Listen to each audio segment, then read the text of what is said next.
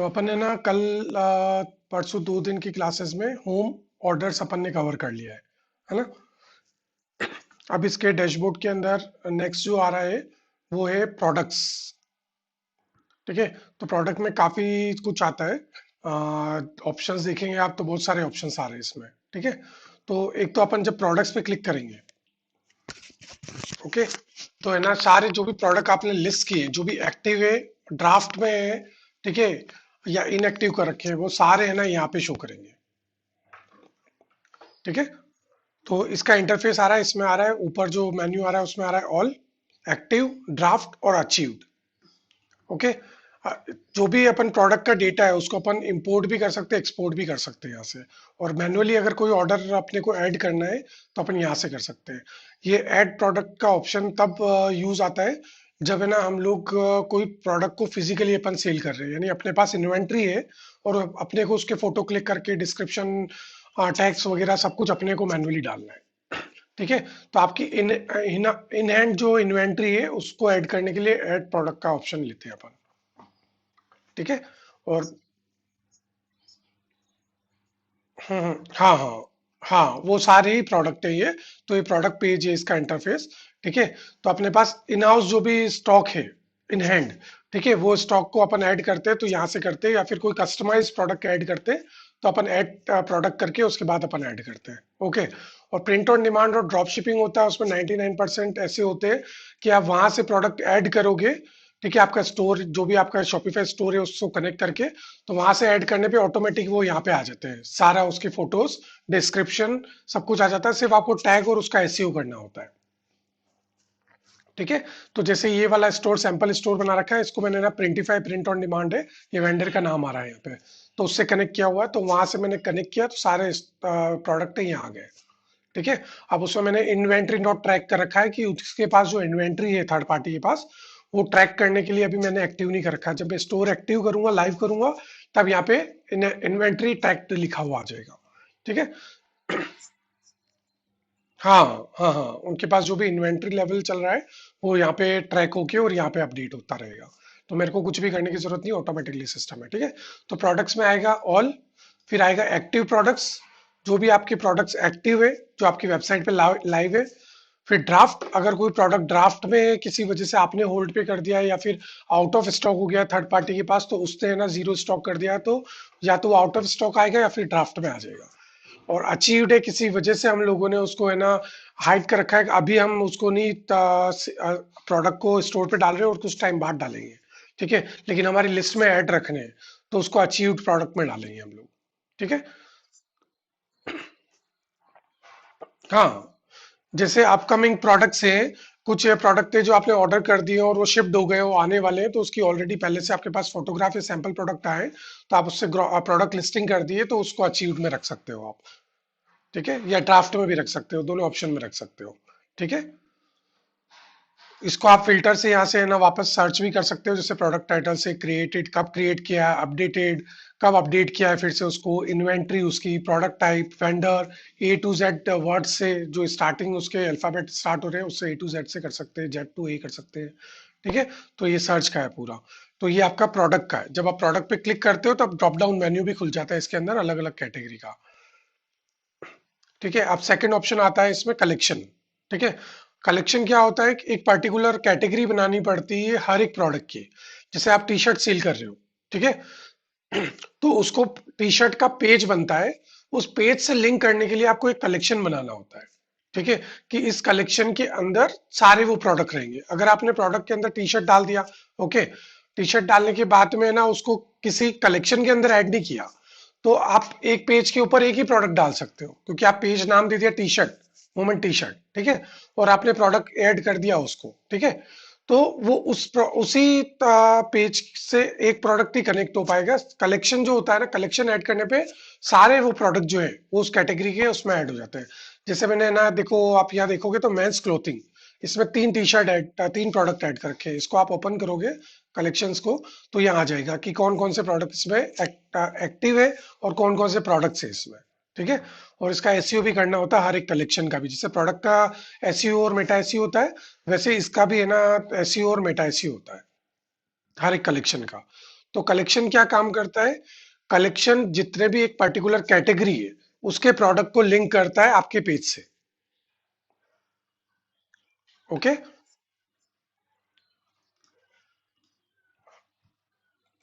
Right, right, right. जैसे जैसे ये यही वेबसाइट का जो मैं आपको बता रहा हूँ सैंपल वेबसाइट, इसका ये कलेक्शन बने हुए हैं जैसे ना मेंस क्लोथिंग, ठीक है। आप जब इसको क्लिक करोगे तो यहाँ पे आ जाएगा टी शर्ट, ठीक है। तो आप है ना इसका वो जैसे मेंस क्लोथिंग पे क्लिक करोगे तो मेंस क्लोथिंग के प्रोडक्ट खुलने चाहिए। ओके। जब आप इस पर टी शर्ट पे क्लिक करोगे तो टी शर्ट खुलने चाहिए। अब टी शर्ट को क्लिक करोगे तो है ना ये टी शर्ट खुले, ठीक है। फिर नीचे आ जाएगा न्यू कलेक्शन मोर, ठीक है। तो टी शर्ट जो भी खुलेंगे ना, अभी मैंने इसको सेटअप नहीं कर रखा है प्रॉपर पूरा, ठीक है। तो कलेक्शन जो भी ऐड करोगे उस कलेक्शन वाले ही प्रोडक्ट ही यहाँ पे डिस्प्ले करेंगे आपको। ओके। ठीक है। जैसे है ना ये men's swims men's sweatshirts का रखा है मैंने। ओके। तो मेंस स्वीट शर्ट जो मैंने कर रखा है इसके अंदर जब भी मैं प्रोडक्ट कोई स्वीट शर्ट मेंस कैटेगरी का स्वीट शर्ट कोई भी थर्ड पार्टी से या मेरे पास इन हैंड प्रोडक्ट है उसको मैं ऐड करूंगा जब भी, ठीक है। तो मैं वहां पे ना कैटेगरी सिलेक्शन आता है, वहां पे ना मैं इसको मेंस स्वीट शर्ट कलेक्शन पहले बनाऊंगा, उसके बाद प्रोडक्ट ऐड करूंगा, तो इसी में ऐड करूंगा, ठीक है। तो इसकी स्टेप जो है वो अपन आगे सीखेंगे जब भी अपन वेब डिजाइनिंग करेंगे।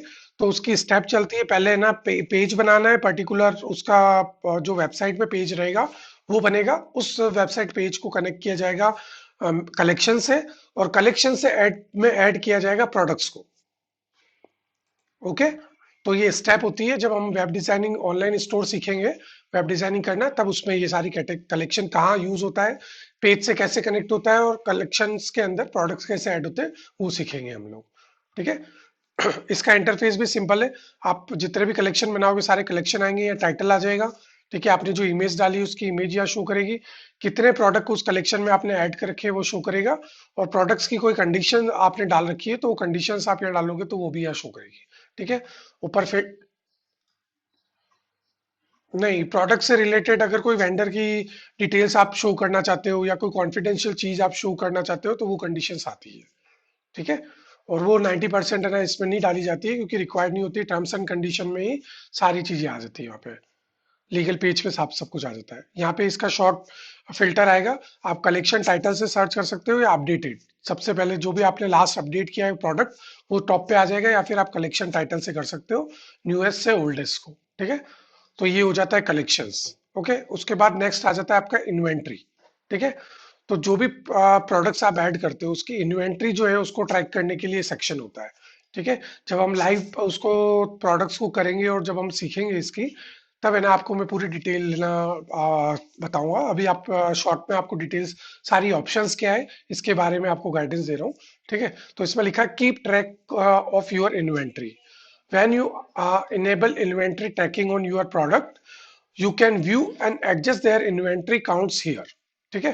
तो जब हम प्रोडक्ट ऐड करते हैं उसकी इन्वेंट्री एग्जांपल के लिए इन हैंड प्रोडक्ट्स है आपके पास इन हाउस, ठीक है। अभी स्टॉक आपके पास 3 रह गया है, पहले जो भी आपने इन्वेंट्री डाली थी 100 डाली थी उसमें 3 प्रोडक्ट रह गया, तो वो इन्वेंट्री यहाँ पे ट्रैक होती रहेगी कि आपका स्टॉक कितना बाकी है, ठीक है।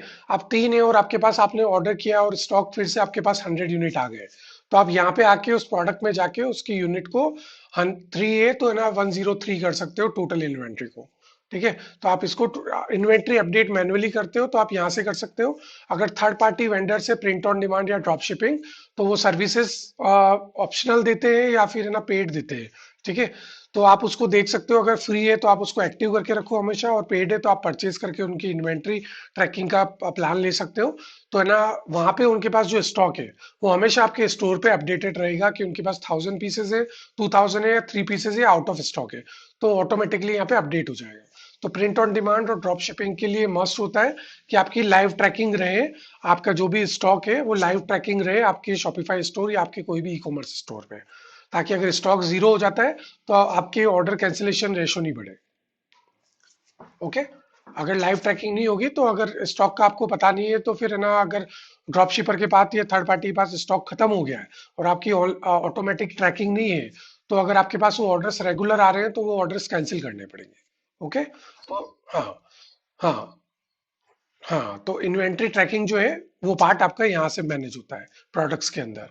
तो प्रोडक्ट्स में फर्स्ट ऑप्शन था प्रोडक्ट्स जो प्रोडक्ट ऐड किए, सेकंड ऑप्शन हो गया आपका कलेक्शंस, ठीक है, थर्ड हो गया इन्वेंट्री। फिर आता है परचेज ऑर्डर्स। ठीक है। तो हम जब भी कोई बिजनेस करते हैं तो कुछ ना कुछ प्रोडक्ट जो होता है वो या फिर कोई भी आइटम फिजिकल होता है उसको हम परचेज करते हैं कहीं से। ठीक है। थर्ड पार्टी वेंडर से कर रहे हैं अगर प्रिंट ऑन डिमांड या फिर आप ड्रॉप शिपर से, तो आपको डिटेल्स जो भी परचेज की है वो सारा डेटा आपको वहीं से मिल जाता है, थर्ड पार्टी ऐप से या थर्ड पार्टी वेबसाइट से, आपके अकाउंट से। ठीक है। लेकिन अगर आप इन एंड या इन हाउस से आप कोई इन्वेंट्री मैनेज कर रहे हो, तो उसका जो परचेज ऑर्डर्स होते हैं वो सारी डिटेल्स आप यहाँ अपडेट कर सकते हो, ताकि एक ही प्लेटफॉर्म पे आपका सारा डेटा रहे और आपको है ना कोई भी फिजिकल या फिर ना रिटर्न में डेटा रखने की जरूरत नहीं रहे। ठीक है। तो यहाँ पे लिखा हुआ है मैनेज यूर परचेज ऑर्डर्स। ठीक है। Track and receive inventory order from supplier. तो जो भी सप्लायर्स है उनको आप इसमें ऐड कर सकते हो। ऐड करके उनके जो भी परचेज ऑर्डर है वो क्रिएट यहाँ पे करके और आप उनको परचेज ऑर्डर सेंड भी कर सकते हो। ठीक है। और उसके अपडेट्स भी आप यहाँ पे अपडेट रख सकते हो कि वहां से क्या ट्रैकिंग चल रही है। उसको यहाँ आप आपकी जो भी टीम हो या आप खुद अगर स्टार्टिंग में हैंडल कर रहे हो तो आप खुद उसमें अपडेट कर सकते हो कि इसका क्या स्टेटस है, इसके पेमेंट्स हो गए, ये ऑर्डर आपको शिफ्ट हो गया है, आपको ऑर्डर रिसीव्ड हो गया है, आपका रिसीव्ड होने के बाद फुल पेमेंट हो गया है। जो भी अपडेट्स है वो आप ट्रैक और रिसीव का इन्वेंट्री है वो आप यहाँ पे मैनेज कर सकते हो। ठीक है। हाँ, इसमें मैन्युअली ही करनी होती है क्योंकि है ना आप जो भी अपडेट कर रहे हो, अगर उसके पास कोई सॉफ्टवेयर है आपकी थर्ड पार्टी के पास, जहाँ से आप आपका जो वेंडर है जिससे आप परचेज कर रहे हो, उसके पास कोई ऐप या फिर ऐसी कोई सर्विसेज है जो आपकी शॉपिफाई से कनेक्ट हो सकती है। ओके। तो वो ट्रैकिंग आपकी सिंक हो सकती है। जब तक उसके पास ऑनलाइन कोई प्लेटफॉर्म नहीं होगा उसकी इन्वेंट्री का या उसके बायर्स का शॉपिफाई से कनेक्ट करने के लिए, तब तक आप उसको कनेक्ट नहीं कर सकते हो, आपको सब मैन्युअली एंटर करना पड़ेगा। बहुत, हाँ, बहुत सारे इंटरनेशनल शिपर हैं या जो भी सप्लायर्स हैं उनके पास है ना ऐसे सॉफ्टवेयर्स होते हैं जो शॉपिफाई से कनेक्ट हो जाते हैं। ओके। और वो जो भी परचेस ऑर्डर आप यहाँ से रन करते हो उनके पास रिक्वेस्ट पहुंच जाती है और उस पर जो जो भी अपडेट्स होते हैं वो ऑटोमेटिक आपको यहाँ शो होती रहती है। तो ये मस्ट हो जाता है कि अगर आप किसी अच्छे शिपर सप्लायर से अगर आप परचेज कर रहे हो तो आपका परचेज ऑर्डर का पूरा है ना ट्रैकिंग ऑनलाइन हो जाता है। ठीक है। लेकिन अगर आप ऑफलाइन कर रहे हो, हाँ, हाँ, हाँ, और अगर आपका बिजनेस बड़ा है तो आप स्टाफ अकाउंट्स बनाते हैं उसके अंदर, तो आप पर्टिकुलर परचेज ऑर्डर का परचेज डिपार्टमेंट को दे सकते हैं तो वो सारा मैनेज करेगा इसको। ओके। तो इस तरीके से हर तरीके के सेक्शन दिए हुए हैं हर एक स्टाफ अकाउंट के लिए भी। ठीक है। तो ये परचेज ऑर्डर का सेक्शन है। इसके बाद आता है ट्रांसफर्स। ठीक है। तो इसको रिफ्रेश कर देता हूं मैं।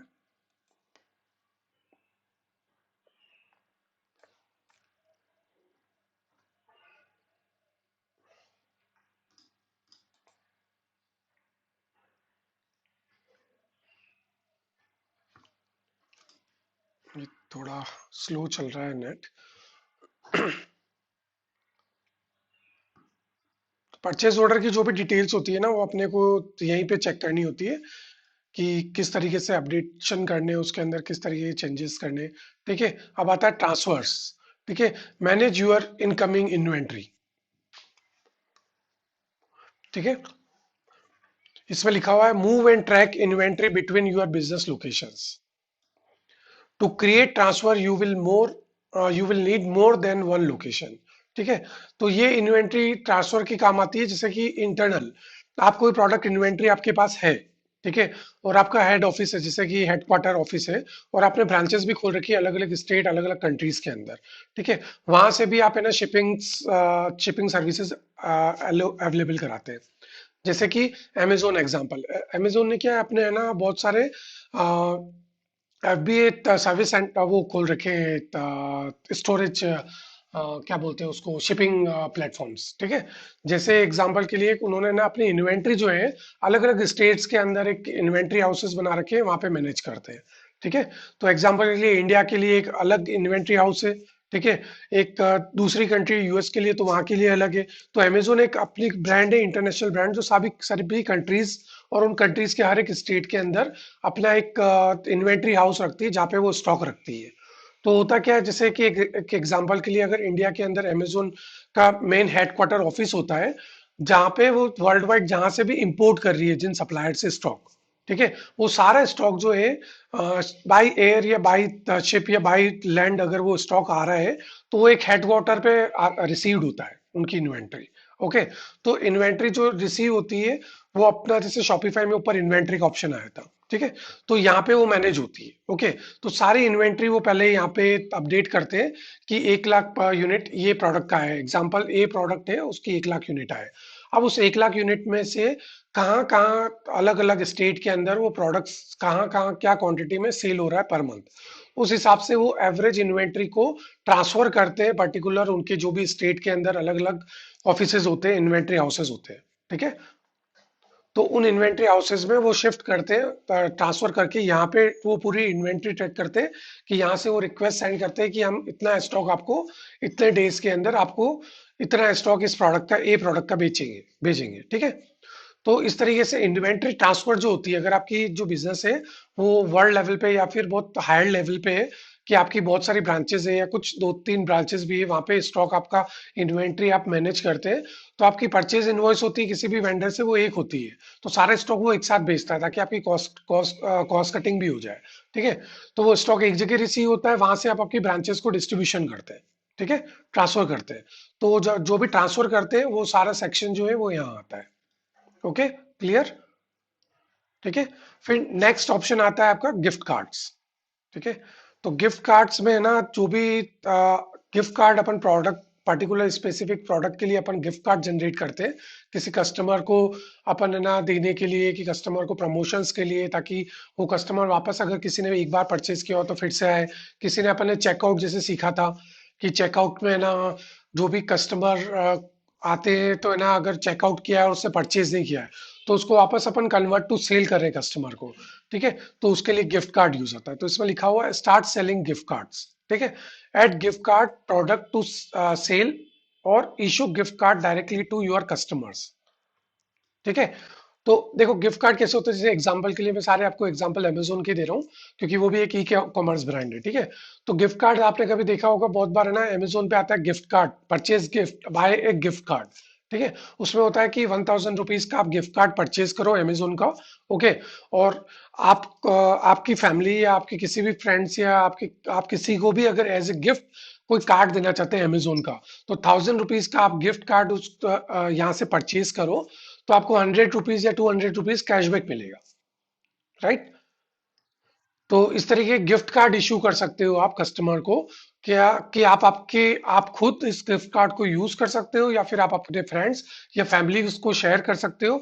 तो हमारी वेबसाइट से या हमारे प्लेटफॉर्म से कोई भी कुछ परचेज करता है तो है ना उसको ये डिस्काउंट मिलेगा, ओके। और उस पे आप कोई पॉइंट्स भी जनरेट कर सकते हो, उसमें ऐप आते हैं कि अगर ये गिफ्ट कार्ड आप शेयर करते हो और आपके थ्रू अगर कोई परचेज करता है इस गिफ्ट कार्ड के थ्रू, तो आपको इतने पॉइंट्स मिलेंगे। इस पॉइंट्स की वैल्यू जैसे 10 पॉइंट्स है, उसकी ना वैल्यू $1 है, ठीक है। आप एग्जाम्पल उसमें सेटअप होता है उस ऐप में, तो आप उसमें बना सकते हो कि आप आपके थ्रू अगर कोई परचेज करता है इस गिफ्ट कार्ड के थ्रू, कोई भी शॉपिंग होती है, जैसे आपने एक गिफ्ट कार्ड बनाया एग्जाम्पल के लिए $50 का गिफ्ट कार्ड है, कोई भी कस्टमर यहाँ पे आके $50 का कुछ भी परचेज करता है और वो गिफ्ट कार्ड का कूपन कोड यूज करता है तो $50 उसके डिस्काउंट हो जाएंगे फ्लैट, ठीक है। और ये गिफ्ट कार्ड से जो भी यूज करता है तो इस गिफ्ट कार्ड पे आपको हमारी तरफ से इतने पॉइंट्स दिए जाएंगे, रिवर्ट पॉइंट्स। उस रिवर्ट पॉइंट पे हम आपको कैलकुलेट बाई $1 या जो भी आप प्राइस रखते हो कि 100 पॉइंट पे $10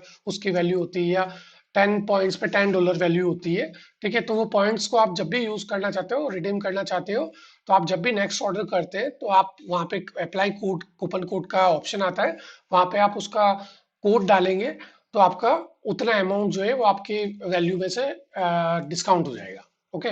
तो ये प्रमोशन के लिए काम आता है गिफ्ट कार्ड, ठीक है। जी, हाँ हाँ हाँ हाँ, बिल्कुल बिल्कुल इसी, हाँ, करेक्ट करेक्ट। तो इसीलिए इसमें लिखा है add gift card product to sell, ठीक है। किसी प्रोडक्ट को सेल करने के लिए भी आप गिफ्ट कार्ड ऐड कर सकते हो और issue gift card directly to your customer, ठीक है।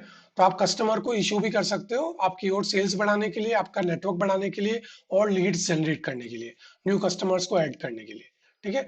तो आप इस तरीके प्रमोशन चला सकते हो कि खुद कस्टमर को भी आप गिफ्ट कार्ड सेंड कर सकते हो। कस्टमर को अपने रिलेटिव्स या फ्रेंड्स को प्रमोट करने के लिए कर सकते हो, उसमें भी उसको बेनिफिट दे सकते हो। तो ये सारी प्रमोशन प्लानिंग से कि आप किस तरीके से ना प्रमोट करके आपकी वेबसाइट को कस्टमर को अट्रैक्ट कर सकते हो और प्रोडक्ट्स परचेज करने के लिए। ठीक है।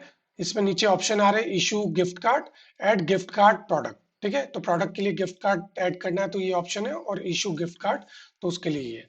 फिर अगर आपको इसके बारे में और भी डिटेल में पढ़ना है तो यहाँ पे ऑप्शन आ रहा है, learn more about gift card by using gift card you agree for over terms and condition. ठीक है, तो इसकी जो भी शॉपिफाई के रिलेटेड भी टर्म्स कंडीशन रहती है वो भी आप यहाँ से पढ़ सकते हो। ओके, तो ये हो गया अपना गिफ्ट कार्ड का, गिफ्ट कार्ड क्या सेक्शन क्या है इसमें।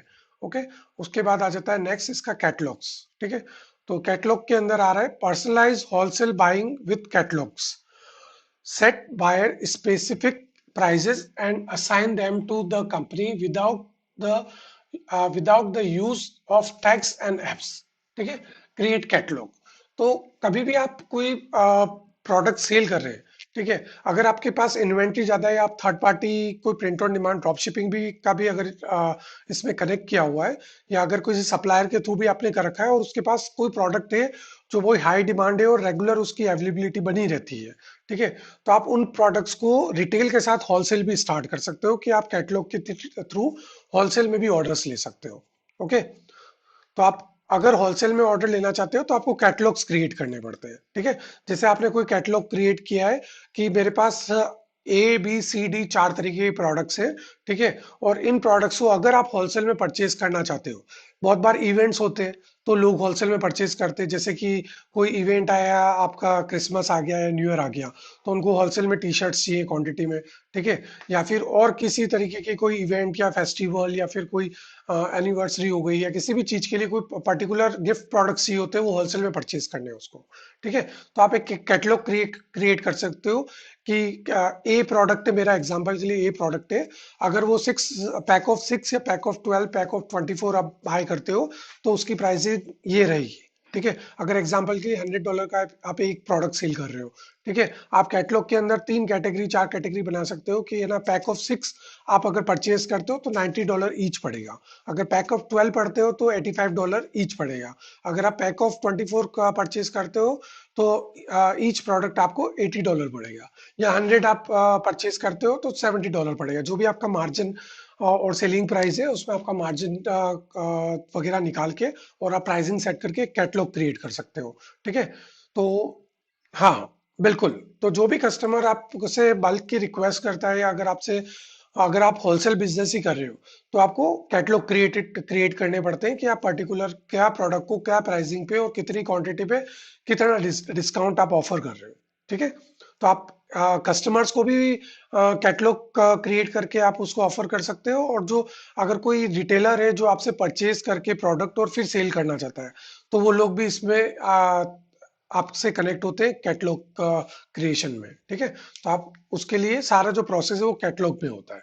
ओके, तो ये अपना पूरा प्रोडक्ट का था जिसके अंदर अपन ने आज कवर किया, एक तो प्रोडक्ट्स, ठीक है, तो जो भी प्रोडक्ट्स ऐड करते हैं वो आ जाते हैं, कलेक्शंस, ठीक है, जो भी प्रोडक्ट आप ऐड कर रहे हो उसको एक कलेक्शन में ऐड करना होता है, इन्वेंट्री, जितना भी प्रोडक्ट आपने ऐड किया है उसकी इन्वेंट्री जो भी आप ट्रैक करते हो वो आप इन्वेंट्री सेक्शन में आता है, परचेज ऑर्डर, जो भी आप थर्ड पार्टी या सप्लायर से आप परचेज कर रहे हो उसके परचेज ऑर्डर और उसका जो भी डेटाबेस है उसको आप यहाँ अपडेट रख सकते हो।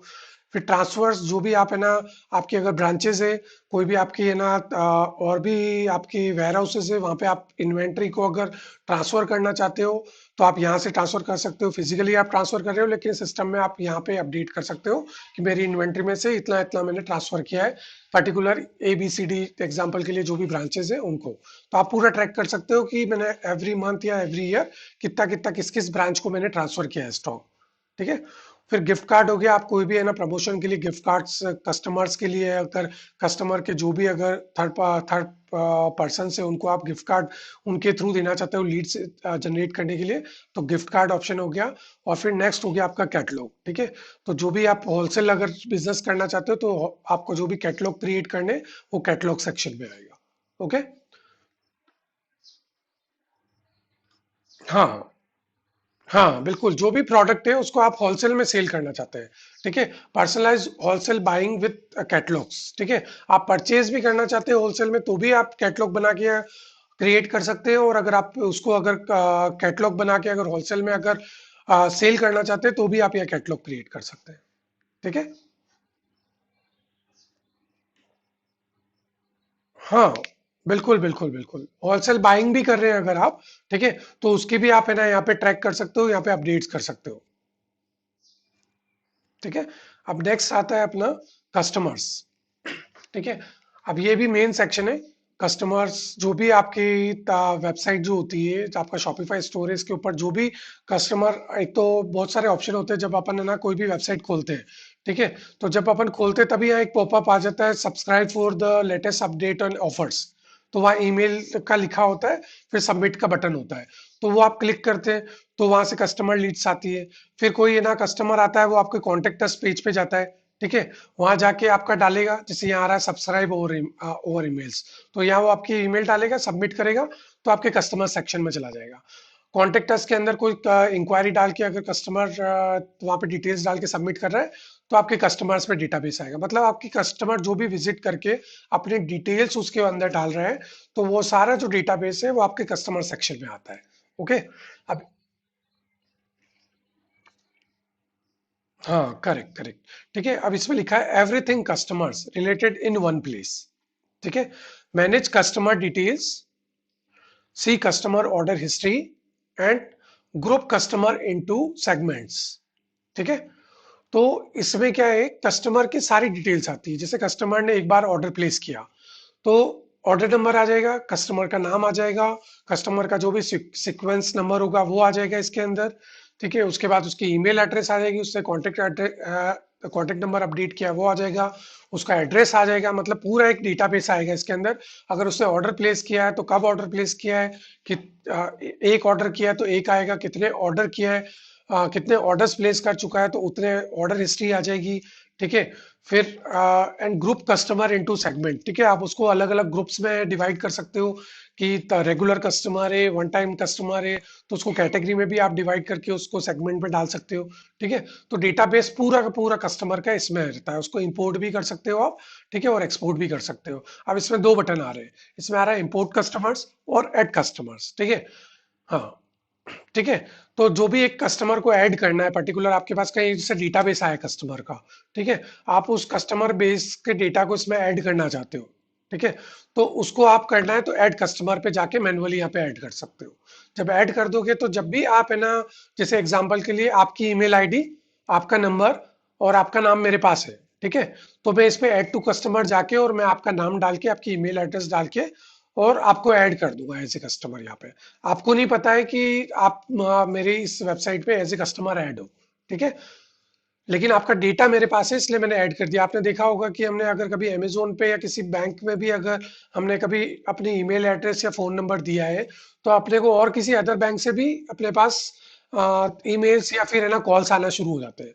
हाँ, वो रीजन ये है क्योंकि है ना जो भी एक कोई भी कम्युनिटी होती है, जैसे ई कॉमर्स हो गई या बैंकिंग हो गई, एजुकेशन हो गई या फिर ट्रैवल हो गई, किसी भी तरीके की कम्युनिटी होती है या बिजनेस कैटेगरी होती है, ठीक है, उनका एक कोई ना कोई हेड ऑफ डेटाबेस वो होता है, डेटाबेस होता है, ठीक है। जैसे गूगल है, गूगल का अपना खुद का एक डेटाबेस है, फेसबुक का अपना खुद का एक डेटाबेस है, ठीक है। तो इन सब के डेटाबेस को मेटा जो कंपनी है वो है ना हैंडल करती है, उसको सिक्योर करती है, ठीक है। सिक्योर बाय लिखा होता है, सिक्योर बाय मेटा, ठीक है, सिक्योर बाय शॉपिफाई ऐसे लिखा होता है, ठीक है। तो अब जो भी डेटाबेस इस पे अपडेट कर रहे हैं, तो वो सारा डेटाबेस शॉपिफाई के पास भी स्टोर्ड है, ठीक है। तो शॉपिफाई जो भी प्रमोशन चलाता है वो प्रमोशंस के को वो भी यूज कर सकता है उन डेटाबेस को, कस्टमर के डेटाबेस को, ठीक है। तो आपको क्या क्या जो भी है ना आपको ऐड करना हो, वो बल्क में आप ऐड कस्टमर कर सकते हो यहाँ पे, ठीक है। कोई कस्टमर डेटाबेस से उसको आपको इंपोर्ट करना है तो वो भी आप यहाँ से कर सकते हो। तो इंपोर्ट और एक्सपोर्ट दोनों डेटाबेस है यहाँ पे आप मैनेज कर सकते हो।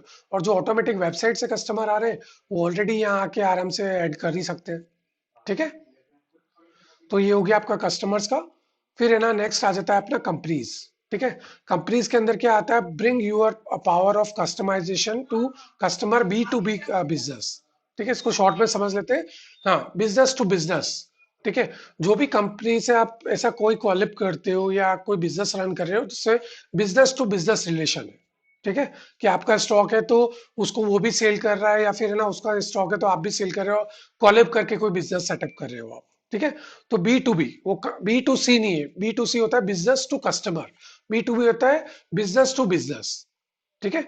तो ये बहुत कम काम आता है 1% के लिए, अगर किसी का बी टू बी आप बिजनेस सेटअप कर रहे होते हो तो, ठीक है। इसमें लिखा हुआ है everything you need for B to B in one place, get start by adding a company and assigning custom pricing, net payment terms and permission for multiple location and buyers, ठीक है। तो उनकी जो भी टर्म्स कंडीशन है और जो भी उनका क्राइटेरिया है उसको यहाँ पे आप ऐड कंपनी करके और आप पूरी डिटेल्स उनकी यहाँ पे अपडेट कर सकते हो और कॉलिप कर सकते हो, ठीक है। तो आज अपना कवर हुआ है प्रोडक्ट एंड कस्टमर्स, ठीक है। हाँ, ठीक है। तो नेक्स्ट अपन अब कल की क्लास में करेंगे कंटेन, फाइनेंस और एनालिसिस, ओके। तो आज हमने प्रोडक्ट और कस्टमर्स का जो भी इसमें ऑप्शन है डैशबोर्ड के अंदर, वो डिटेल में सीखा है कि इसके क्या क्या ऑप्शन है और किस तरीके से इसको यूज किया जाता है, ओके।